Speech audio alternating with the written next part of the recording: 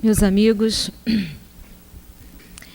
meus irmãos, que a paz de Jesus esteja em nossos corações e a todos os nossos familiares, amigos que não puderam estar conosco, que possam sentir a paz e a tranquilidade que aqui recebemos nessa casa de caridade, que é o Grupo Espírita Fabiano. O tema da nossa reflexão hoje é sobre Bezerra de Menezes, o apóstolo da caridade. No nosso movimento espírita, desde o seu início aqui no Brasil, nós temos um marco na vinda do Dr. Adolfo Bezerra de Menezes que é chamado Kardec brasileiro, para o movimento espírita. Mesmo antes de ser espírita, e nós vamos falar isso hoje aqui, bem rapidamente, na terça-feira que vem, na Semana Fraterna, nós vamos ter uma palestra no dia 26, com mais detalhes sobre a vida desse apóstolo. Mas, como o tema é o apóstolo da caridade, a gente vai abordar um pouco flashes da vida desse personagem tão importante na nossa cidade, como político, como médico e como espírita. E todo o seu trabalho voltado para a caridade. Inicialmente, a gente trouxe um trecho do livro Rumo Certo, capítulo 9, página 42, que diz o seguinte: reparem só, quando o espírito é grande, olha o ponto de vista dele. O bom samaritano foi efetivamente o socorro para o irmão caído na estrada de Jerusalém para Jericó. Mas o irmão tombado no caminho de Jerusalém para Jericó foi para o samaritano o ponto de apoio para mais um degrau de avanço no caminho para o encontro com Deus. Repara, quando o espírito é grande, quando a gente estuda a parábola do bom samaritano, o que ela nos diz? Nos traz a história de um transeunte que cai no meio da estrada, nessa estrada de Jerusalém para Jericó, aí passa um levita, passa um fariseu e depois passa um bom samaritano, uma pessoa da Samaria, que os judeus não gostavam porque era como se fosse um gentio, não tinha religião deles. E esse samaritano tem compaixão daquele transeunte, põe no seu cavalo, na sua mula, leva para uma hospedaria, diz o texto do Evangelho, lá deixa o ferido que havia sido assaltado na hospedaria e diz assim para o hospedeiro: sirva-lhe tudo, cuide dele e ponha tudo na minha conta, no retorno eu pago. Quando a gente lê essa parábola, a gente analisa a caridade pelo lado do bom samaritano. Porque dos três que passaram, foi ele que foi acudir e teve compaixão com o irmão caído. Mas na visão de um grande apóstolo, o transeunte é para ele o bom samaritano. O transeunte para ele é o ponto de apoio para o degrau e o avanço no seu progresso à casa paterna. Está dando para entender? Nós temos um outro ponto de vista.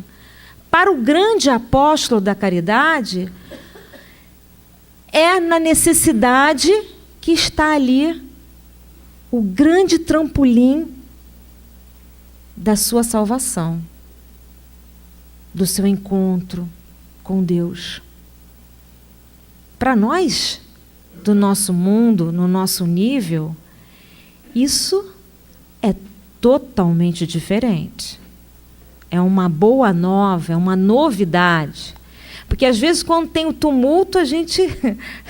não, vai dar muito trabalho, eu vou virar as costas, deixa alguém, outro resolver. Não, é no tumulto que ele vai agir.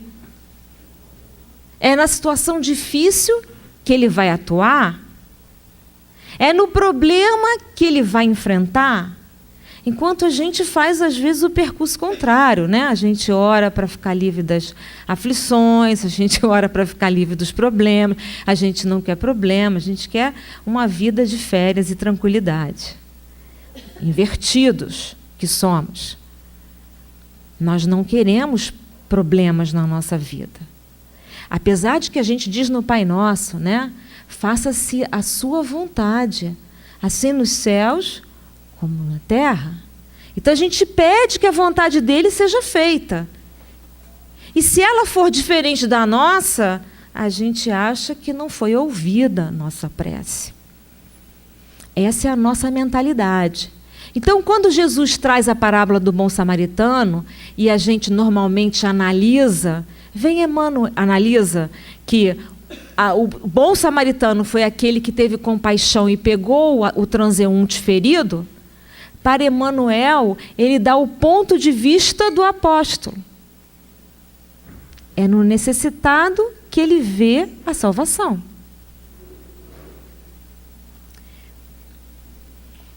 Por que isso? Ponto de apoio, fala Emmanuel. Ponto de apoio é a salvação. Para ele, o ponto de apoio, para ele galgar novos degraus para chegar ao Pai, é a salvação que ele quer para ele. Então, o ponto de apoio é o transeunte.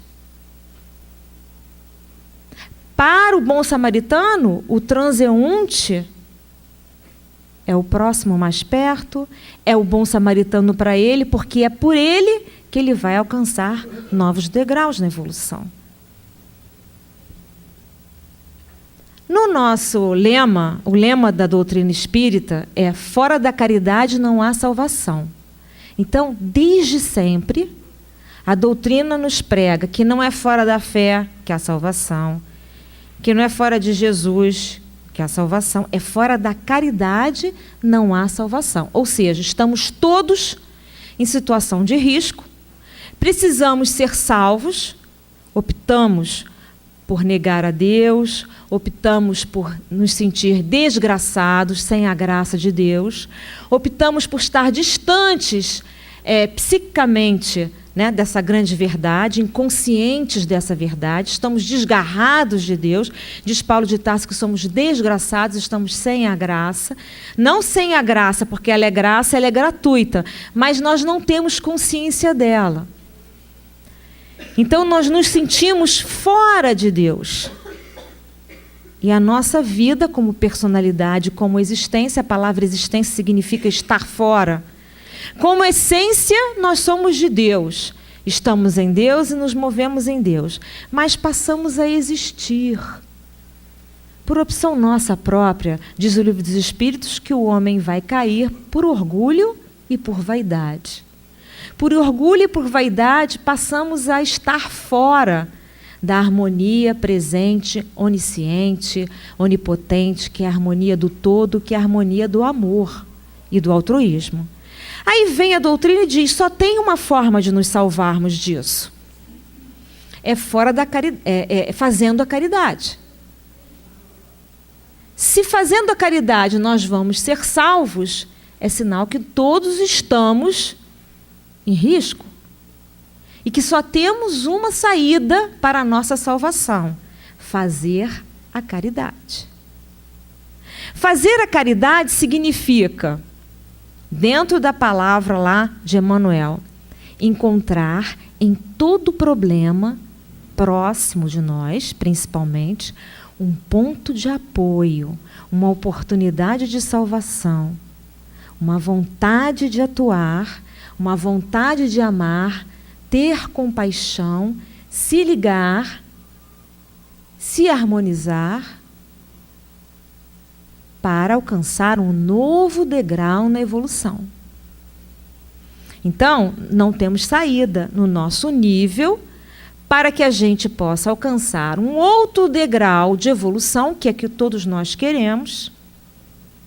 Porque diz Jesus Eu vos deixo a paz, eu vos dou a minha paz, para que a alegria proveniente dessa paz ninguém consiga de vós tirar. Todos nós estamos atrás dessa paz, não é verdade? Estejamos doentes, estejamos sentindo falta de alguém, estejamos sem recursos financeiros, solitários, não importa o que tem externamente, o que a gente quer é ter paz. Não é isso? Porque a gente sabe que é com ela que nós vamos nos sentir bem diante das intempéries da vida, que é inevitável e que todos nós passamos. Então, quando a gente vai buscar uma religião, a gente vai buscar a paz. Reparem que aqui, sem conhecimento mesmo de causa, como foi impressionante nós verificarmos ontem, a televisão foi farta nas ilustrações, a família daquele candidato a presidente diante daquela situação. Passou para nós, não importa a religião que confessam, mas passou uma certa paz. Nós não vimos revolta, não vimos gritos de desespero. Aquilo mexe com a gente, é tudo que nós queremos. Ter paz diante dos momentos difíceis que todos nós sabemos que vamos passar, porque a vida é um moto contínuo, é um dinamismo contínuo, onde o corpo vai perdendo as forças, vamos perdendo as coisas com as quais nos ligamos intensamente, com paixão. Isso é inevitável. E como obter essa paz que todos nós procuramos quando procuramos essa busca? Quando procuramos nos encontrar com uma religião, com uma doutrina. Jesus nos promete essa paz. Aliás, ele promete essa paz para os seus discípulos. Para os homens do povo, ele diz que não veio trazer a paz, e sim a guerra, e sim a divisão, e sim a espada, que é o nosso caso. Nós estamos sempre oscilando, estamos sempre em conflito. Uma hora queremos estar bem zen, tranquilos, confiantes, mas às vezes a gente não consegue. Então é aquela luta constante e para nós não é paz, porque ela ainda não está consolidada no nosso coração. A nossa visão ainda é uma visão egocêntrica, vaidosa. Por que eu? Por que isso está acontecendo comigo? Eu não mereço isso. São as primeiras palavras que automaticamente a gente fala quando o sofrimento nos chega. Por que eu? Por que isso está acontecendo comigo? E eu não mereço isso. Olha a nossa visão diminuta da vida, superficial da vida. Porque a vida é tão bela, tão sábia, que não nos deixa perceber quem fomos, o que fizemos, porque senão, dependendo de como estivermos, nós paralisamos por sentimento de culpa, que é inerente em nós, o sentimento de culpa. Quando sabemos e não temos capacidade de saber sobre as nossas vidas anteriores, o que aconteceria conosco? Eu não sirvo para nada, eu não consigo, eu sou muito atrasado, quem sou eu? Então, a vida é muito sábia quando nos dá o dom do esquecimento e nos faz nos relacionarmos com as pessoas mais próximas de nós, que tem tudo a ver com a nossa trajetória, no nosso trabalho, na nossa família. E é lá dentro desse pequeno núcleo, seja no trabalho ou na família, que a vida exige que a gente pule um degrau, que é o degrau da caridade. Ela é tão bacana que ela ainda põe sobrenome igual ao nosso, que são os nossos filhos, os nossos netos, os nossos parentes mais próximos, mesmo sendo pessoas com as quais não convivemos bem no passado. Então ela exige, ela não quer saber dos papéis que a gente vai vestir. A lei é uma só, ela é imutável, é a lei do amor. Não importa se você hoje é mãe, ele é filho, se você amanhã é tia, ele é sobrinho, é marido, é sogra, é irmão, é neto. O importante é o império da lei, que é a lei do amor. E que exige de nós o exercício dessa salvação, que é a caridade. Então, a caridade é essa lei do amor. Diz Jesus no Evangelho que Deus é luz, que Deus é espírito e que Deus é amor. São os conceitos que a gente tem de Deus. E ele diz mais, ele é Pai. Aquele que cria, aquele que acolhe, que não dá serpente a quem pede um pão, diz Jesus. Tudo que pedires ao meu Pai em meu nome, meu Pai vos dará. Repara, não é pedir, mas é pedir em nome do Cristo. Pedir em nome do Cristo significa ter uma fidelidade ao Cristo, que dizia, eu e o Pai somos um. Então, o dia que a gente estiver assim integrado, eu e o Pai somos um, e a gente pedir, certamente nós já vamos estar no paraíso. Pedir essa paz, a gente já vai estar sentindo. Porque para os discípulos, Jesus disse que essa paz era proveniente, a alegria era proveniente dessa paz. E que ninguém conseguia deles tirar. Para nós, no nosso nível, é essa luta. E se todos nós queremos atingir essa paz, só tem uma saída. Qual é a salvação? A caridade. A caridade, por que a caridade? Uma palavra que a gente usa já há tantos milênios, né? Como se fosse só a benevolência. Na verdade, a caridade é a indulgência, a compaixão pelo outro e principalmente o perdão, que é o mais impactante no nosso nível. Que perdoar significa você se desligar do mal que o outro te fez. Nós somos tão atrasados que quando a gente acha que o outro fez o mal, o outro é o culpado pelo nosso mal. Não cai um fio dos nossos cabelos sem que o Pai o saiba. Então, o mal que nos chega é somente o nosso próprio mal. O outro foi instrumento da lei. Não precisaria ser ele a fazer o mal. A lei aproveitou o seu livre-arbítrio, mas o mal é só nosso. Nós colhemos os frutos os quais plantamos o tempo inteiro. É a mesma lei de causa e efeito que acontece em todas as dimensões da vida. Nas dimensões da física, da química, da biologia, não é assim que ocorre? Também na moral. É a mesma lei. E só muda quando há o amor. Então, nós vamos falar aqui hoje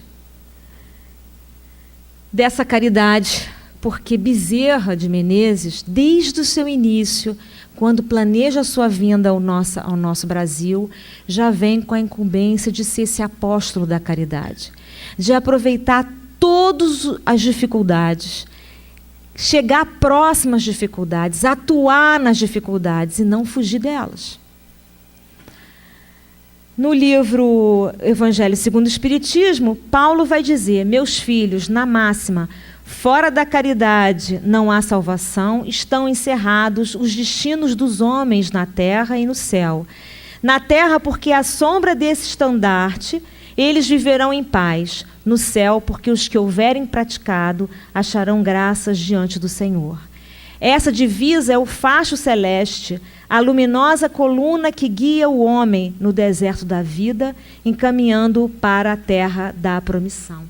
Então, só há um caminho para as nossas vidas. É sermos o que nós somos em essência, filhos do amor, filhos da luz, filhos do Espírito, filhos da causa primeira. É uma mudança total de paradigma. O Evangelho que nós lemos, nos admiramos, nos encantamos e ainda não o praticamos em nossas ações, significa o protótipo do próximo homem, que seremos nós. Assim como o instinto hoje nos fala mais alto, no momento de perigo, a gente foge da dor, a gente foge do perigo, a gente esquece o outro, sai correndo. Isso é instintivo, é um lado animal que está muito próximo de nós. Não quer dizer que não tenhamos o outro lado, basta que a gente comece a exercitá-lo em nós, violentamente. Como Paulo de Tarso já falava, porque sempre faço o que não quero e não consigo fazer o que quero. Ele, apóstolo, dizia isso. Porque sempre faço o que eu não quero e não consigo fazer o que quero. No final da sua vida, ele já dizia, já não sou eu mais que vivo, é Cristo que vive em mim. Então, ele já estava integrado ao protótipo desse homem novo. Para nós, o Evangelho é uma boa nova.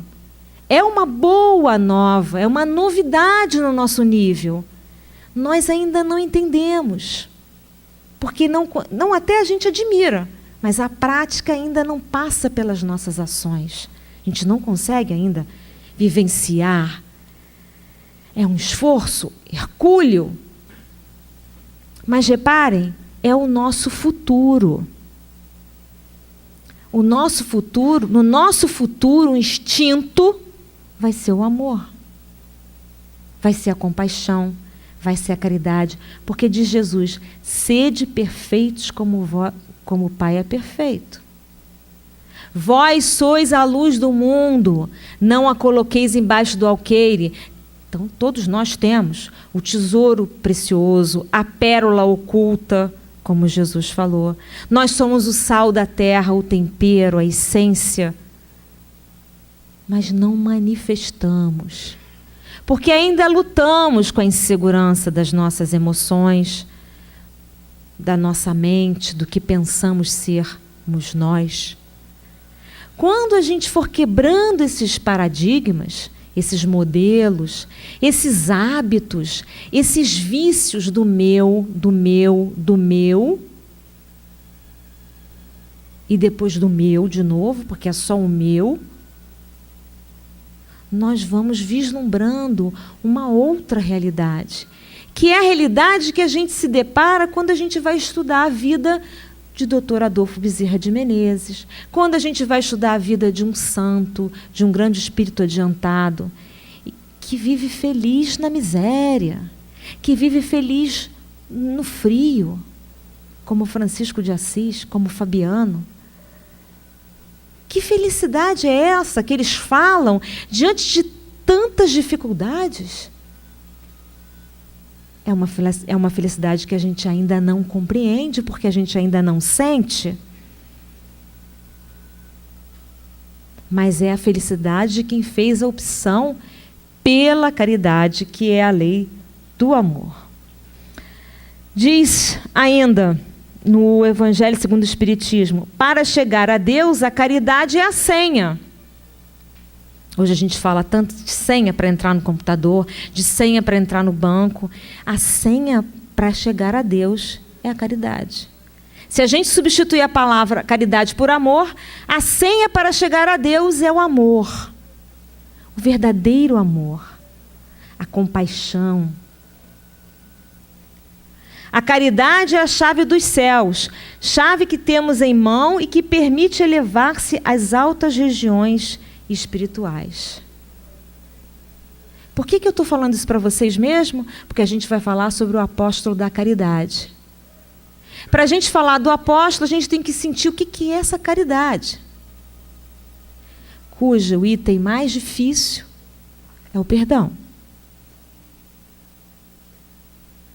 E vocês vão verificar na vida de Bezerra o quanto ele foi difamado, injuriado. E qual foi a sua posição diante disso tudo, já que ele foi um grande político na nossa cidade. Foi prefeito, foi vereador várias vezes. Tirava dinheiro do próprio bolso, fazia boas obras e era criticado. Muito criticado. por que caridade como método de salvação? A caridade é filha do amor. Diz ainda o Evangelho segundo o Espiritismo, no capítulo 11, item 13. Somente a fé pode inspirar a caridade. A caridade é impossível sem a fé. Aqui eu me lembrei a caridade é impossível sem a fé. Certa vez uma senhora foi ao Chico e o Chico recebeu uma comunicação do Dr. Bezerra, que era uma receita de homeopatia, porque ela estava sofrendo muito de dores. E então ela levou receita para casa, mas não tinha dinheiro para comprar o remédio. E o Chico, naquela ocasião, também não tinha um tostão para ajudá-lo. Não tinha nem relógio, às vezes tinha um relógio que ele dava, tinha um anel que ele dava, né? Recebia uns presentes e passava. Naquela ocasião ele não tinha nada. Ela disse, não, pode deixar que eu vou me arrumar. Aí ela foi para casa com a receita. Passados uns 10, 15 dias, ela volta curada. E o Chico falou assim, mas minha nega, você ficou boa, conseguiu comprar o remédio? Não, Chico, não tinha dinheiro. Mas eu piquei a receita todinha e comi ela. E ela ficou boa. Então, a fé, a caridade é impossível sem a fé. Dr. Bezerra atuou, mas ela tinha fé. Tamanha fé. Não tinha dinheiro para o remédio, mas ali estava a solução do problema dela, com certeza. Picou e comeu o papelzinho todinho da receita. Bom, vamos então ao apóstolo Adolfo Bezerra de Menezes. Nós encontramos esse trecho aqui no Brasil, Coração do Mundo, Pátria do Evangelho. Descerás as lutas terrestres com o objetivo de concentrar as nossas energias no país do cruzeiro, dirigindo-as para o alvo sagrado dos nossos esforços. Arregimentarás todos os elementos dispersos com as dedicações do teu espírito, a fim de que possamos criar o nosso núcleo de atividades espirituais dentro dos elevados propósitos de reforma e regeneração. Então ele já veio com um programa, porque apóstolo tem isso. No nosso caso, quando a gente tem uma leve consciência, a gente ajuda a organizar o nosso planejamento de reencarnação. Quando não, os prepostos do Senhor fazem isso por nós. A gente vem totalmente inconsciente e vai levando a vida. No caso do apóstolo, não. Já foi dito para ele qual é o objetivo da tua missão, porque ele já era apóstolo antes. Quantas encarnações, e vocês vão ver aqui na palestra que vai ser dita, quantas encarnações ele optou pela caridade, pela lei do amor. Não precisamos encarecer aos teus olhos a delicadeza dessa missão, mas com a plena observância do código de Jesus. Qual é o código de Jesus? O amor. E com a nossa assistência espiritual, pulverizarás todos os obstáculos à força de perseverança e de humildade, consolidando os primórdios de nossa obra, que é a obra de Jesus. Depois que fizeres tudo o que deverias fazer, devereis dizer, somos servos inúteis, não fizemos mais do que a nossa obrigação. Pode uma coisa dessa? Quando a gente faz uma caridade, a gente acha que a gente fez. Fui eu que proporcionei, fui eu que combinei, fui eu que fiz aquele serviço, fui eu que iniciei a sopa lá não sei aonde, fui eu que iniciei esse trabalho. Repara, a obra é de Jesus. Depois que fizeres tudo o que devereis fazer, diz o texto de Jesus no Evangelho, devereis dizer, não fizemos mais do que a nossa própria obrigação. Olha que coisa dura para quem tem vaidade, para quem tem orgulho. Porque qual é a nossa obrigação? Se somos filhos do amor, a nossa obrigação é amar. E quando a gente ama, a gente está fazendo sair de nós a nossa própria essência, que vem da causa primeira, que é Deus. No seio da pátria, seu evangelho. Se a luta vai ser grande, considera que não será menor a compensação do Senhor, que é o caminho, a verdade e a vida.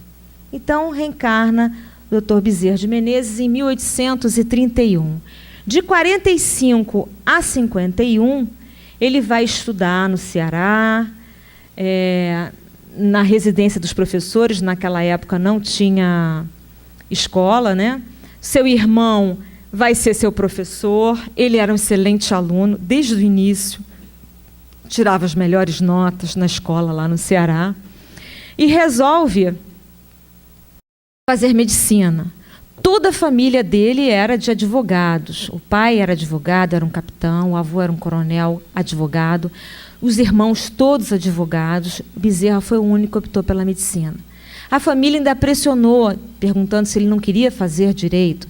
E ele disse, não, eu quero fazer medicina. Que é com a medicina, não era espírita naquela época, a medicina para mim representa a maior oportunidade de cuidar do próximo. Vem para o Rio de Janeiro em 1851. Doutorou-se em medicina, que foi a primeira nota da faculdade. Em 1857, parte para fazer parte do quadro dos membros da Academia Imperial de Medicina. Depois, em 58, ele é o segundo cirurgião tenente. Nessa época, ele já era considerado médico dos pobres, porque ele abriu 2 consultórios. Uma no bairro Rico, porque Bezerra tinha condições financeiras de vir para o Rio, veio para o Rio de vapor, morou numa residência que ele próprio alugou, tinha uma pessoa que era escrava dele, que trabalhava na casa dele, que lhe servia, que naquela época existia escravidão. Então, ele tinha condições, porque a família dele era uma família de posses, diferente de tudo que a gente havia aprendido, né, no movimento espírita sobre o Dr. Bezerra. E ele vai ser chamado médico dos pobres, por quê? Porque ele abriu 2 consultórios quando ele se forma, um num bairro rico e outro num bairro pobre. O do bairro pobre enchia, porque ele atendia da mesma forma como se fosse do bairro rico. No bairro rico, ele dava poucas horas já, porque a demanda era tanta no bairro pobre que ele sobrava pouco tempo no bairro rico. No bairro rico, as pessoas davam, ele não tinha coragem de cobrar, as pessoas davam o que queriam. Então, ele já era, naquela ocasião, chamado de médico dos pobres. Em 1861, foi vereador pelo Partido Liberal. Só tinha 10 anos aqui no Rio, né? Em 64, em 68 foi reeleito, em 67 foi deputado-geral, em 1873 a 81 foi reeleito, e em 1878 a 1885, de novo, deputado-geral. Então, ele teve que sair de ser tenente, cirurgião-tenente, porque ele virou político, e abandonou por um tempo a sua dedicação à medicina, se voltou para a política. E ele dizia o seguinte, isso está no livro Casamento e Mortalha, de sua autoria. O médico, o verdadeiro médico é isso, não tem direito de acabar a refeição, de escolher a hora, de inquirir se está longe ou perto o gemido que lhe chega aos ouvidos, a pedir-lhe ao menos o bálsamo da consolação, que já é a suma caridade. O que não acode por estar com visitas, por ter trabalhado muito e achar-se fatigado, por ser alta noite ou ser mau tempo, ou ficar muito longe e muito alto lugar para onde é chamado, o que, sobretudo, pede um carro a quem não tem com quem pagar a receita, como meio de se esquivar ou de sondar-se o chamado, lhe rende e, na falta, diz ao que lhe chora a porta, chame outro, esse não é médico, é um negociante de medicina, que trabalha para recolher capital e juros do que gastou para se formar. Olha só. Esse é um desgraçado que manda para outro o anjo da caridade que lhe veio fazer uma visita. Olha como ele vê o doente, igualzinho Emmanuel quando fala do samaritano. Aquele que manda o doente chame um outro, esse é um desgraçado que manda para outro o anjo da caridade que lhe veio fazer uma visita. E que lhe trazia a única espórtula que podia saciar a sede de riquezas de seu espírito, porque é a única que jamais perderá na carreira de suas vidas, embora os vais-vens de todas elas. Essa é a visão do apóstolo. O doente é o anjo da caridade. Reparem que o Dr. André Luiz deu 6.000 receitas. 6.000 receitas, diz o texto do Nosso Lar, que ele deu gratuitamente 6.000 receitas, mas na base de troca. Sabe aquela coisa? Você atende esse paciente meu, que eu atendo o seu? Então, foi na base de troca essas 6.000 receitas, diz o texto no Nosso Lar. Das 6.000 receitas, só 15 se lembraram dele, e diz Clarencio para ele, essas 15 favoreceram a sua estada no Nosso Lar. Então, reparem, o doente, na visão do apóstolo, que vive a lei do amor, é o anjo da caridade. E muitas vezes nós nos esquivamos. Ficamos cansados, né? Nos sentimos fatigados, não queremos atender. Nossa, aquele caso é tão problemático, vou passar para outra pessoa. Ah, não tem estrutura? A gente não fala assim? Não tem estrutura. Repara, é o nosso anjo ali presente para a nossa transformação. Essa é a salvação. Fora da caridade, não há salvação. Bom. Estou voltando. Casa-se com Maria Cândida de Lacerda Prego Bezerra, no dia 6 de novembro de 1858. Chegou em 51, no Rio, não foi? Em 58, ele se casa com Maria Cândida de Lacerda, que era de Campos, né? Vai morar em São Cristóvão, que era um bairro nobre, muito nobre, riquíssimo na época, né? Nessa ocasião, ele tem 2 filhos, em 1860 e em 1862, Adolfo Bezerra de Menezes Filho e Antônio Bezerra de Menezes. Mas, em 63, a esposa de 19 anos vai desencarnar. E ele fica com os 2 filhos pequenos em casa. Naquela ocasião, ele não era espírita. E a religião para ele era muito distante. Ele mesmo vai escrever sobre isso, que ele até se achava um pouco ateu, porque na escola de medicina não se falava nisso. Sua alma era do Evangelho, mas ele não tinha as convicções ou as falas de religião. Não frequentava, apesar de socialmente ter casado na igreja, ter batizado seus filhos, e ela então vai desencarnar de febre tifoide com 19 anos, em 63. O que vai acontecer com ele? Ele, então, vai... aqui diz, está vendo? Convive com os colegas livres pensadores, ele tinha dúvida, ele era mais cético cristão, havia uma crença em Deus e na alma, mas ele não pensava nisso naquela ocasião. A moça era católica, ele era católico socialmente, mas viveu a dor, né? Um abalo de perder a sua esposa com tão pouco tempo de casado e estar diante dos filhos ainda órfãos para ele ter que cuidar, né? Então ele vai ler a Bíblia, que foi entregue por um companheiro de consultório. E ele vai ler a Bíblia olhando uma Bíblia que tinha várias estampas. Estampas, uma Bíblia antiga com aquela folhinha fina, que tinha aquelas estampas de Jesus nas parábolas, enfim, e vai ficar impressionado com aquelas figuras. Ao olhar o Cristo, as imagens, aquilo já abala o seu coração, porque são recordações do passado. Como eu disse para vocês, ele já era grande no passado, né? Então, ele se atirou à leitura da Bíblia, leu a Bíblia de frente para trás, né? E o espiritismo começava a aparecer no Rio de Janeiro, mas ele repelia a doutrina sem conhecê-la. Bom, em 65, reparem que a esposa morre em 63. Em 65, ele vai casar com a irmã da esposa, né? Cândida Augusta de Lacerda Machado, que era irmã materna da primeira esposa. A mãe das duas já havia casado de novo, e essa Cândida era filha do segundo casamento, né? O nascimento dela em 1850, também morou em São Cristóvão, e ela vai morrer somente em 1909 de arteriosclerose. Na verdade, foi a companheira da vida toda dele, a chamada Dodoca. Tinha um apelido de Dodoca. Dizem os biógrafos que ela desencarna dizendo Jesus Bezerra, porque foi uma companheira integral, né? Na doutrina, nos filhos, tiveram 14 filhos, né?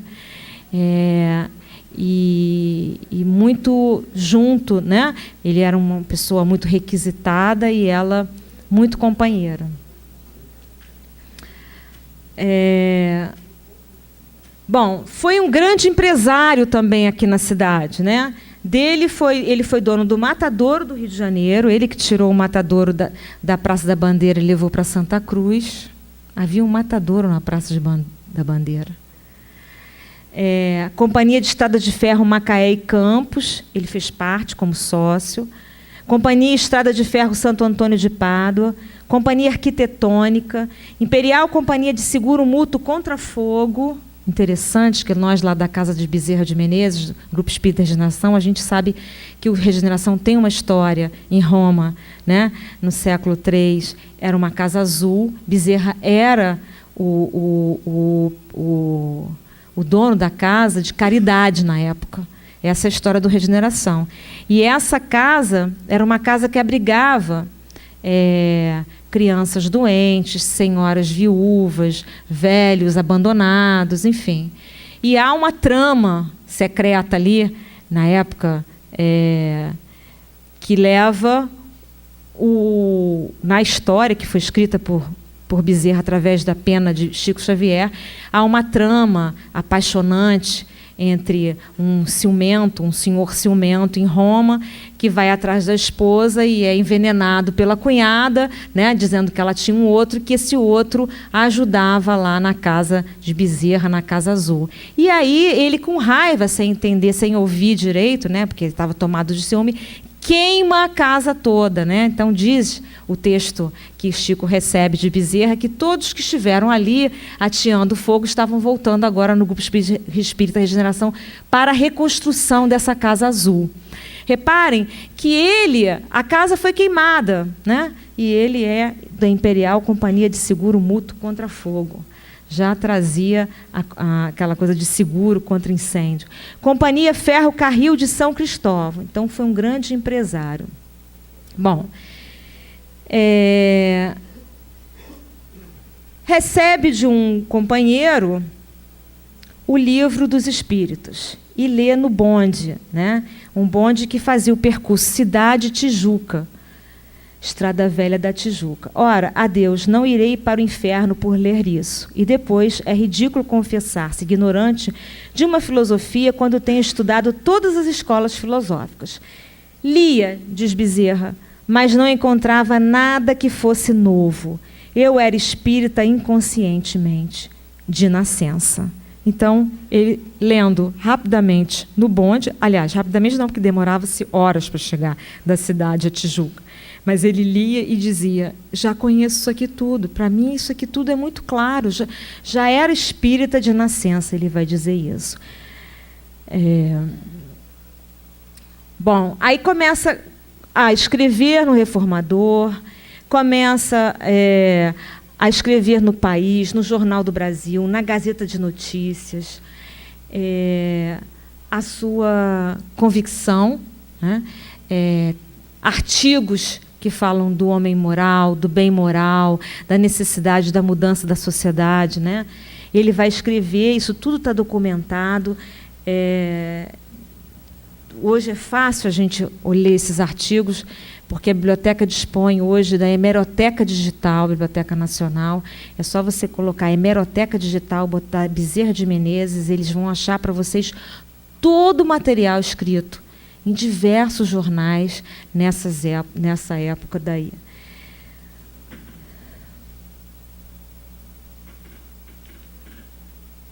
Bom, no Salão da Guarda Velha, ele então vai assumir o espiritismo como político, ele vai apresentar uma conferência e vai dizer que é espírita. Diz o País, em 18 de agosto de 86, que foi grande a concorrência ontem no Salão da Velha Guarda para ouvir a conferência sobre o espiritismo feita por Bezerra de Menezes. O orador, por mais de 1 hora, teve a atenção dos seus ouvintes, que o aclamaram com uma salva de palmas ao deixar a tribuna. O salão, que comportava número superior a 1.500 pessoas, esteve completamente cheio. Convencido da verdade espírita, a que tenho sujeitado o mais sério exame, e até a experiência, eu venho em obediência ao preceito do Cristo confessá-lo em público, para que me possa ele reconhecer em seu reino. Confesso, pois, a fé cristã segundo o Espiritismo. Isso gerou uma polêmica enorme. Imagina, a Igreja Católica era a igreja da maioria, era a igreja formal da época, né? Tanto que os filhos de Bezerra, os 2 últimos, foram batizados no civil, mas todos os outros foram batizados na igreja, porque não existia, o registro era na igreja, né? Tamanha força que a igreja tinha. Aliás, o padre Escobar, da paróquia de São Cristóvão, que casou Bezerra 2 vezes e batizou quase todos os seus filhos, vai dar comunicação pelo Chico, né? E quando Bezerra desencarna, ele vai participar de um trabalho de cotas que os amigos se cotizaram, porque naquela ocasião Bezerra só estava trabalhando como médico. Como ele teve uma congestão e ficou 2 meses acamado, ele não entrava dinheiro. Então ele desencarna, naquela época não existia aposentadoria, né? Lei licença médica. Ele desencarna e todos se mobilizam para ajudar a família, né? Quintino Bocaiúva, passa uma lista, vendem fotografias, são vendidas nos salões, né? E ele foi muito perseguido pela igreja, pelos políticos.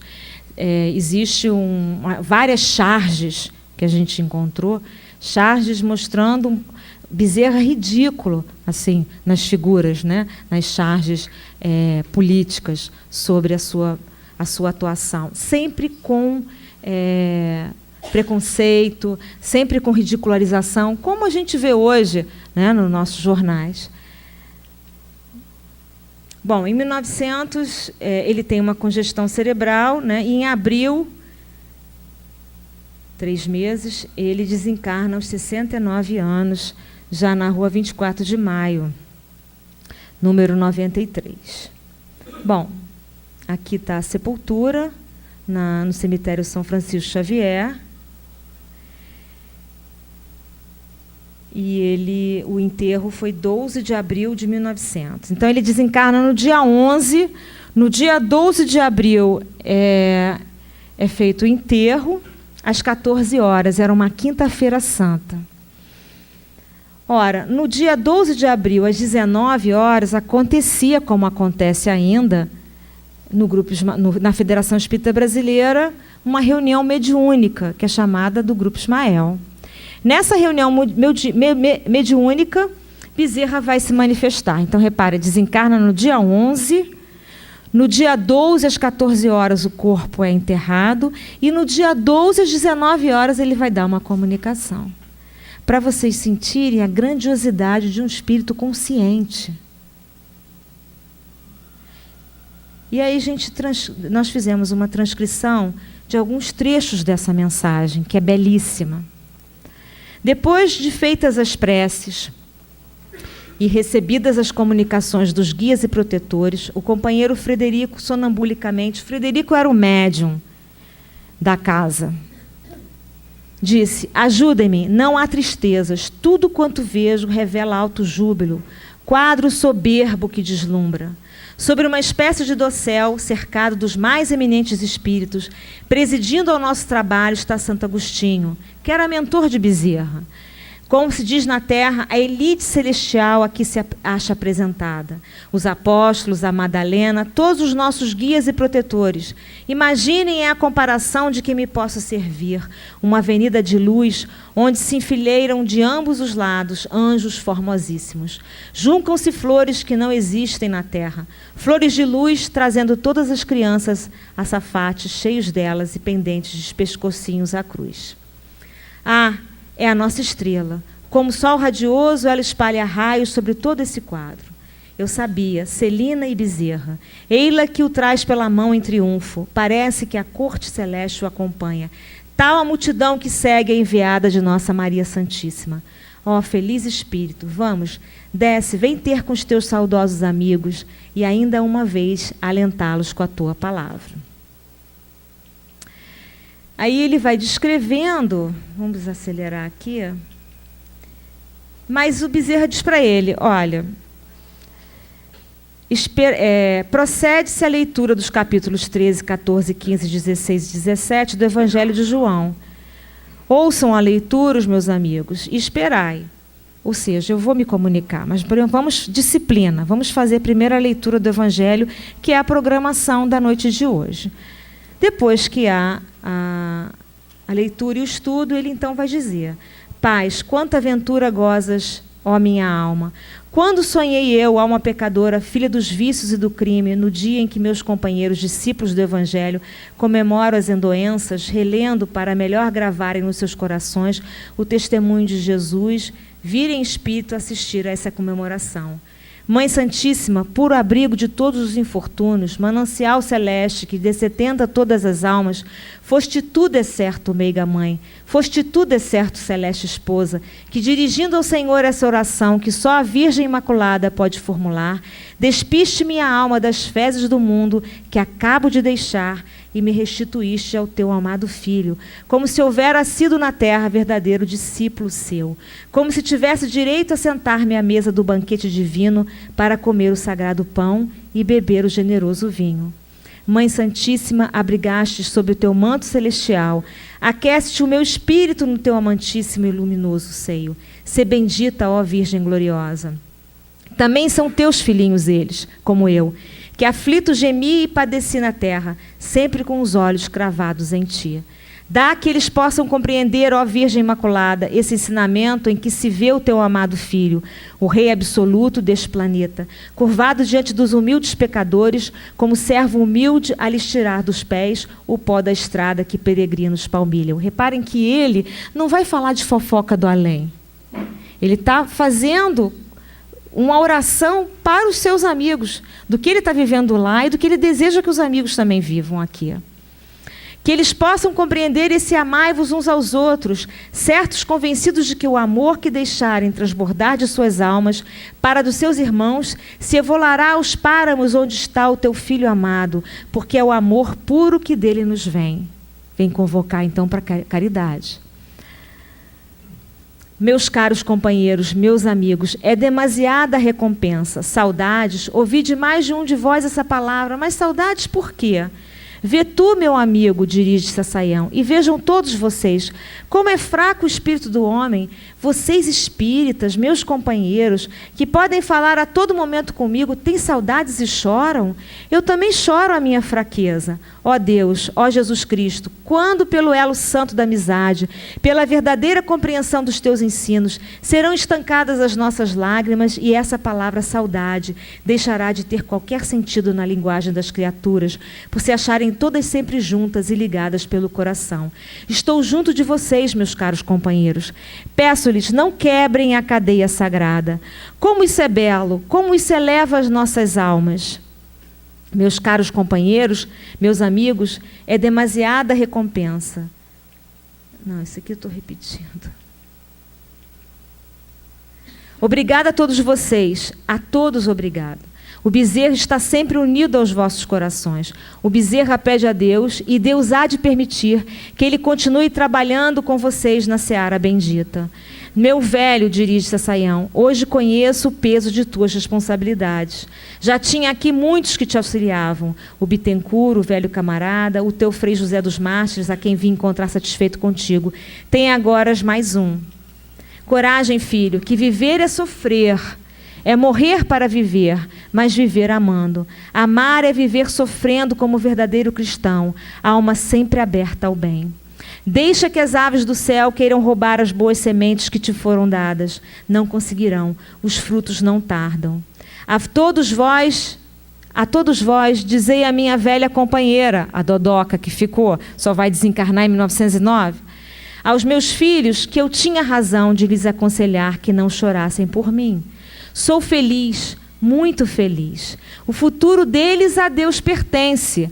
São segredos de amor, coisas que só o bom Jesus conhece. Não temo por vir. Quando que um pai diz assim isso numa comunicação para o filho? Com a tranquilidade de um apóstolo. Aqui, o futuro deles a Deus pertence. São segredos de amor, coisas que só o bom Jesus conhece. Não temo o porvir. Que eles leiam o Evangelho. Olha que herança ele deixa para os filhos. Que eles leiam o Evangelho. E medite as palavras de Jesus quando disse: as aves não semeiam, não cegam e vivem. Há uma sementeira celeste sempre abundante de frutos para aqueles que volvem com os olhos ao semeador divino. José, o nosso irmão José Ramos, toma o meu lugar. Jesus há de permitir que eu te possa auxiliar nos trabalhos de caridade. Frederico, ajude o teu Bittencourt, ajude o teu Bezerra, a todos que te querem tanto bem. Vem trabalhar, não viste? Há pouco ainda estava eu entre vocês e de momento partir. Sabe quantos sejam os teus dias? Queres ter surpresas? Tu, espírita, tu, o médium do bom Ismael? Preste os teus serviços a Jesus. Deves tanto a Jesus, meu Frederico. Quantas lágrimas com a tua boa vontade enxugas. Quantos amigos ganhas nesta vida em que estou agora. Vem, foges aos pretextos fúteis. Olha, quantas vezes a gente coloca uns pretextos fúteis para não vir à casa espírita, para não participar da nossa reunião, né? Foge aos pretextos fúteis que não são teus. Dão-te e tu, como médium, aceitas. Não faças isso. És doente. Vem buscar aqui o remédio. Vem adoçar a tua alma no Evangelho. A todos vocês, assiduidade no trabalho e dedicação. O velho companheiro os estará sempre esperando. Bezerra de Menezes. Que Jesus nos ampare, nos abençoe, que possamos ver ao nosso redor, nos nossos lares, no nosso ambiente de trabalho, no nosso núcleo tão próximo, anjos da caridade diante das dificuldades que permeiam a nossa vida. Que possamos abraçar a nossa vida, levando para nós a ideia do apóstolo da caridade, que foi Bezerra de Menezes. A nossa salvação é a lei do amor. A nossa salvação é a caridade. Que Jesus nos abençoe hoje e sempre.